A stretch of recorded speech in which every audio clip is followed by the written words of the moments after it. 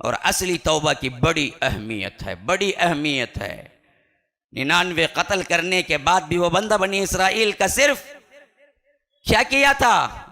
راستہ ناپا، راستہ جو بری زندگی گزارا وہ بستی چھوڑی، توبے کی صرف نیت کی، مکمل ابھی توبہ تو وہاں جا کے ہونا تھا جہاں جا رہا تھا، اسی میں موت آ گئی، مر گیا۔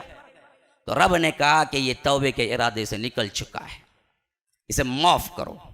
فرشتوں کو بھیج کے ثالث بنایا۔ کیسے کیسے روکتا ہے دیکھو۔ 2 فرشتے جہنم کے بھی آئے، جنت کے بھی آئے۔ جنتی فرشتے کہنے لگے یہ توبہ کر کے نکل چکا، یہ ہماری ذمہ داری میں آتا ہے، ہم اس کی روح نکالیں گے۔ اور جہنم کے فرشتے کہے کہ اس نے ایک عمل بھی نہ کیا، صرف نیت کیا ہے، یہ ہمارے حصے میں آتا ہے، ہم اسے جہنمی کی طرح روح نکالیں گے۔ تو تیسرا فرشتہ اللہ نے بھیجا، اس نے کہا کہ کیا لڑائی ہے؟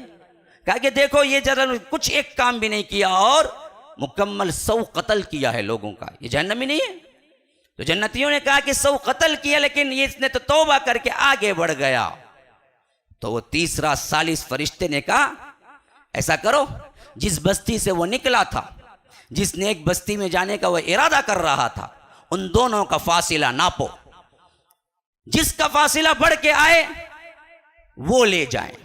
بری بستی سے نکل کے فاصلہ نیک بستی والے کا زیادہ نکل جائے تو جہنمی لے جائیں، یا نیک بستی والوں کی طرف کا فاصلہ زیادہ نکل جائے تو جنتی لے جائیں۔ ناپا گیا۔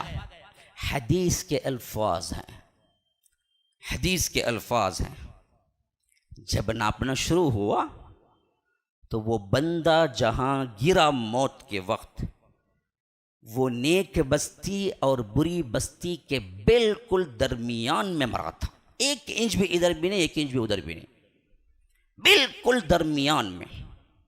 اگر ناپتے تو پھر بھی مسئلہ ہوتا کہ یہ جہنمی ہے جنتی ہے۔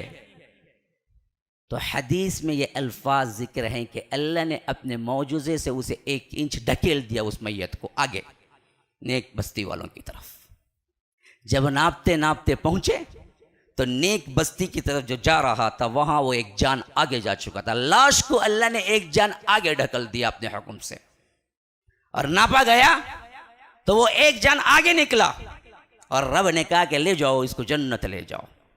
100 قاتلوں کا قاتل، 100 قاتل، 1 نہیں 2 نہیں، 100 قاتلوں کا قاتل ایک توبے کی نیت کر کے نکلا، نقلی نہیں تھی۔ اگر اس کا یہ ارادہ ہوتا رمضان کا مہینہ ہے آج 100 اس سے توبہ کر لیتا، رمضان ختم ہونے سے شروع کرتا اور ایک پھر مارنا، تو کیا اللہ قبول کرتا؟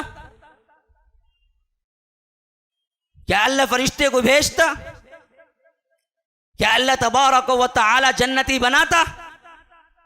نقلی نہ بنو، نقلی ہر معاملے میں کھوٹا ہوتا ہے۔ نقلی 1 روپیے کا سکہ نہیں چلتا ہے کہ تم اپنے نقل سے رب کو راضی کر لو گے، جو کہ عالم الغیب و شہادہ ہے، وہ سب کچھ جانتا ہے، تمہارے دلوں کے اندر کیا کچھ پک رہا ہے وہ بھی جانتا ہے۔ یعلم خائنۃ الاعین وما تخفی الصدور، کہ تمہارے آنکھوں کی چوریوں کو بھی جانتا ہے، تمہارے سینوں کے اندر اٹھنے والے وسوسوں کو بھی جانتا ہے۔ اس سے نقل پن، اس سے کیا ہے جعلی پن کر کے تم کیسے کامیاب ہو سکتے ہو؟ تو اصلی بنو، کھرا بنو، کھوٹا نہ بنو۔ جو عبادتیں تم نے کی ہیں، جو توبے تم نے کیے ہیں، جو رضا کے لیے جو کام تم نے کیے ہیں، اس کو اصل دائمی بناؤ، تو رب کا وعدہ ہے کہ ہم ان کی اصلاح کر دیں گے۔